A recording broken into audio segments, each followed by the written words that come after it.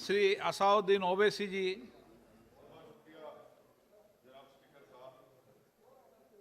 Sir, मैं इस bill की मुखालिफत में खड़ा हूं और इसलिए खड़ा हूं क्योंकि मेरा एक पार्टी का कंसिस्टेंट पोजीशन है कि जब इस हुकूमत ने दफ़ा 370 को अपनी ब्रूट मेजॉरिटी के ताकत की बुनियाद पर अनकॉन्स्टिट्यूशनल तरीके से उसको ख़त्म किया, मैंने उस वक्त कहा था कि कॉन्स्टिट्यूशनल ब्रीच है और मेरा ये कंटिन्यूस मौक़िफ़ है।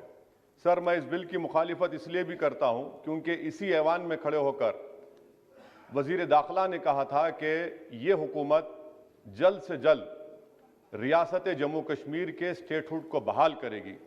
आज आप उस अपने वादे से मुनहरिफ हो रहे हैं क्योंकि जब आप जम्मू कश्मीर केडर को एमगुट में मिला रहे हैं तो इससे आपकी नीयत का साफ इज़हार होता है कि आपने जो उस ऐवान को उस वक्त वादा किया था कि जम्मू कश्मीर की दोबारा रियासत को बहाल किया जाएगा, वो सच्चाई पर मबनी नहीं था, वो सिर्फ महज अल्फाज थे या जुमले थे। तीसरी बात यह है कि सर, एक ऐसी रियासत जहां पर मुसलमान तनासुब में ज़्यादा हैं मगर पहले से अफसरशाही में उनका तनासुब बहुत कम था। मैं आपका आदाद शुमार आपके सामने रखता हूं सर। 24 सेक्रेटरी के पोस्ट हैं जिसमें से सिर्फ 5 कश्मीरी मुसलमान हैं। 58 IAS के पोस्ट में सिर्फ 12 मुसलमान हैं, यानी 17.24। 2011 की मरदमशुमारी के मुताबिक सर जम्मू कश्मीर में 68.31 मुसलमानों की आबादी है और 28% हमारे हिंदू भाइयों की आबादी है। मगर अगर आप देखेंगे टायर 2 में सर दूसरे दर्जे के 523 इंतजामी अफसरान, जिसे कश्मीरी एडमिनिस्ट्रेटिव ऑफिसर सर्विस कहते हैं, 220 यानी 523 में सिर्फ 220 यानी 42.6 कश्मीरी मुसलमान हैं। IPS में आ जाइए सर, 66 पोस्ट हैं जिसमें से सिर्फ 7 मुसलमान हैं। दूसरे दर्जे के अफसरान में 248 में 108 यानी 43.54% मुसलमान हैं। अब आप मुझे बताइए कि आप क्या करने जा रहे हैं। अच्छा सर, यहां पर यह कहा गया कि कश्मीर बड़ा बैकवर्ड है। कश्मीर का खित्ता बैकवर्ड नहीं है, ये आपकी गलतफहमी है और आपके जो दिमाग में जो फीड किया गया है वो नफरत की बुनियाद पर। सच्चाई यह है कि इस खित्ते में गुर्बत की सतह से नीचे का तनासुब 10.31 है और पूरे भारत में 21.92 है। मैं सरकार से जानना चाहता हूं कि आखिर आप कश्मीर की रियासत के स्टेटहुड को बहाल करेंगे, नहीं करेंगे। चौथा बात यह कि आपकी गलत फैसले की बुनियाद पर दूसरे ऐवान में एक भी कश्मीरी रुकने पार्लियामान नहीं है। यह हमारे मुल्क की, भारत की तारीख में तीसरी मरतबा ऐसा हुआ है।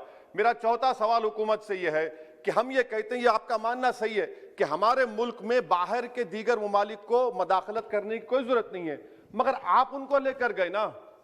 आप तो यूरोपियन पार्लियामेंट के लोगों को लेकर गए।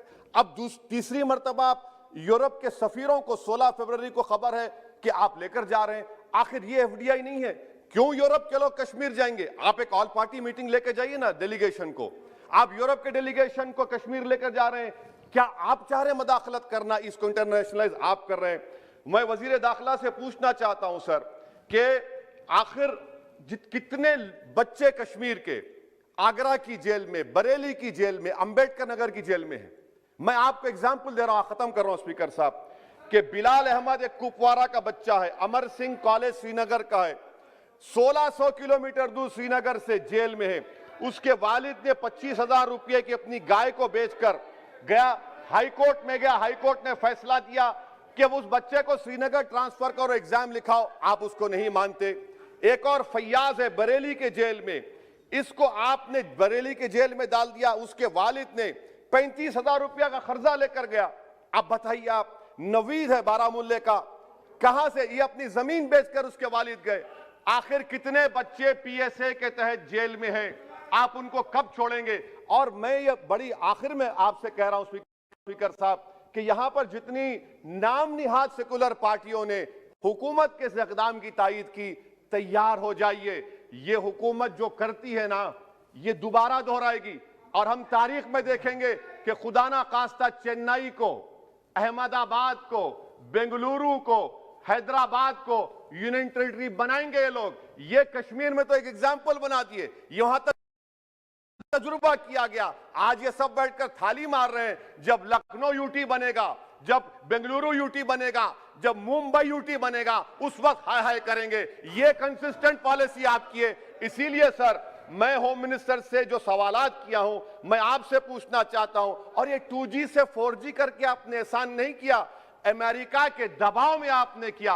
ब्रैड शर्मन से भारत के सफीर ने मिला, अमेरिका ने स्टेटमेंट दिया और आपने 2 दिन में 4G को बहाल कर दिया। आप इस मसले को इंटरनेशनलाइज कर रहे हैं, ये गलत है और इससे कश्मीरी अवाम का डिसएम्पावरमेंट होगा, एलिनेशन बढ़ेगा। शुक्रिया सर।